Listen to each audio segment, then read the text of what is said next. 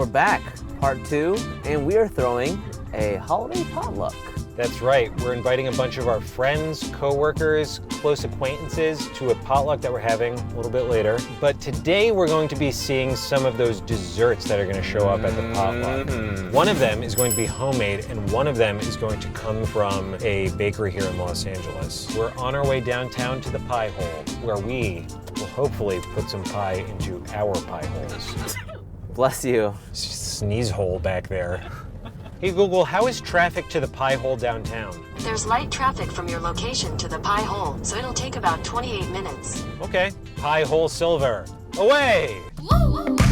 Hi, I'm Sean Brennan. I'm one of the founders of the Pie Hole. Today we're here at our original location, and we're going to try some of our awesome holiday pie. Tell us about the pie hole. The Pie Hole was founded in 2011. We were coming out of a terrible economy, and people were looking for something that made them feel good, which is comfort food. We always think about what could be served at the dinner table. It can't disappoint grandma, and it also has to impress your friends who have really high expectations. Joining us in the kitchen today is going to be Bianca, and she's going to take us through the making of all of our awesome holiday selections. Hi, I'm Bianca Molina. I'm the Director of Training for the Pie Hole. Which pies are we going to be having today? We're starting off with the Mom's Apple Crumble. The Mom's Apple Crumble has a butter crust. We flute it, make it super pretty. Then we go ahead and we dump our apple mix inside. It's 2 pounds worth of apples. We top it off with our house-made crumble, bake it off for about 30 to 45 minutes, and it's ready to serve. And so it has a crumble topping and not like a pastry topping.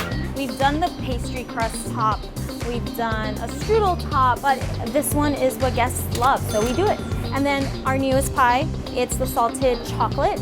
It's on a pretzel crust. Then you have a dark chocolate ganache, super thick and decadent. Then we top it off with olive oil, sprinkle it with a little bit of sea salt flakes. Then it's topped off with pomegranate. It adds a splash of flavor, makes it a little bit refreshing. That was really tasty. It might be my new favorite pie. Then the third pie will be salted caramel pecan. We add pecans, then our secret little caramel filling. The pecans rise to the top. We finish it off with a little bit of sea salt. We bake it off, and then you have our salted caramel pecan. The Earl Grey tea was put on the menu when Downton Abbey came back. Guests loved it. We haven't taken it off since. It's got a layer of dark chocolate ganache, salted pistachios. Then you have our Earl Grey tea infused white chocolate mousse. We brew the Earl Grey tea. It steeps overnight, and then we cook off the mousse. Then it's topped with house-made whipped cream and roasted salted pistachios. It's funny because I don't think that's really a tea-flavored pie. It's like a pie that is this whole new delicious flavor that happens to be Earl Grey. I could not have said it better myself. So you make pies, but you do the coffee. I do the coffee. So what was your first job here? I was a barista. I've loved coffee my entire life. My great-great-grandfather was the largest coffee importer in Nicaragua, and it's something that, I just grew up really admiring, and now I oversee our coffee program as well. It's always top-tier coffee. We roast it locally, and when we serve it to our guests, we do it with lots of love. Okay, we gotta steal a little taste before we head over to the potluck. And of course, we're not gonna leave without drinking some coffee. Apple first. Let's do it. Oh my goodness.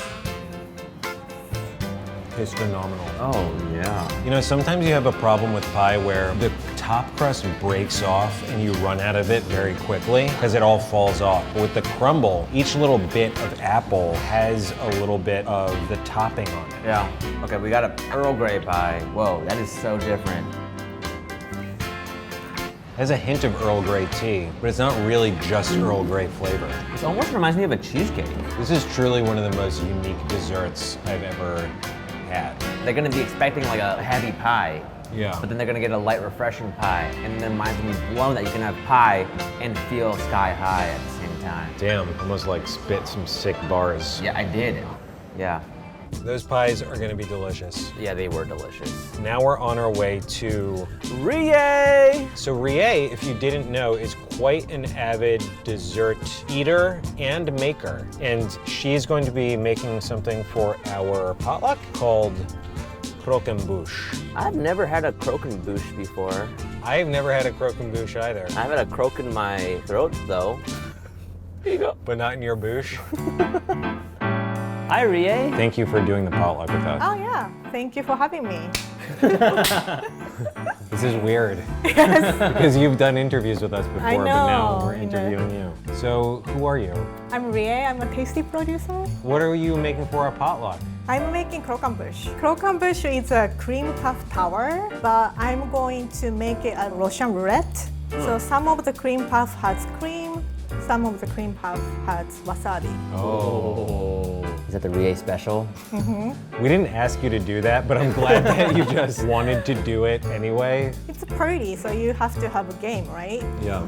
So it's like a fun game. So first you make pâte choux, which is choux pastry. You combine water and butter and bring it to a boil. Then add a pinch of salt for flavor. And you shift the flour and combine at once. And you just mix very fast. And once the dough forms like a ball, you're going to take off from the heat and add egg one by one. I love making dessert. My mom is a chef. So they used to have a small cafe, but whenever she make pastry at home, like I just get really excited because it doesn't happen often. So I think that's the reason I really start liking making dessert. And what kind of cream are you filling them with? I'm going to combine custard cream and whipped cream and combine together. And what is better about custard than just like filling these with whipped cream? I just grown up eating with custard and heavy cream filling. In Japan, I think it's the most common way. But I think if it's just custard, it's too heavy. If it's just whipped cream, it's a little bit boring. So I like two together. I like the flavor better. When you pipe it in the bottom, you make cross cut, so it's easy to pipe. Make sure you don't fill too much because when it's become heavy, it's more difficult to make the tower. When you're making caramel, don't touch it. Leave it until it reaches 335. So the caramel is like the glue for this tower. Yes, which you're going to help me today. Help you make the tower. Yeah, Isn't that like the important part? it's the important part, so I need a help. Okay. Yeah. So it's just dip and stick. Dip Dip. Right now. and stick. Yeah. Next. So you used to work in restaurants, but you weren't a dessert chef necessarily. I majored on culinary art, and then when I started working at the restaurant, I asked pastry chef, can I also work for the pastry station? So I worked at the savory station for 3 days a week, and 2 days a week I did a pastry station. When you make dessert, you don't make it for yourself, you're making for somebody else. I like the element of that. I get hurting me. Sharing food, especially like something special with people. Wasabi one. Why did you select croquembouche for our holiday potluck?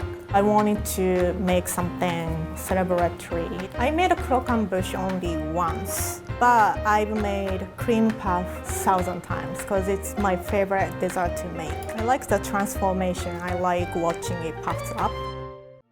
All right, we got the croquembouche. It looks delicious. Can we do a little bit of a test, a Yeah. tasting? Here, the leftover. Leftover? I'm not eating that Is it one. wasabi? I want it. I'm gonna eat a regular one. Steven's brave enough to have the wasabi. How strong is the wasabi? 1 to 10 scale, Yes. 8. Is it like eating a glob of wasabi? Yeah. All right. Cheers, Steven. Cheers.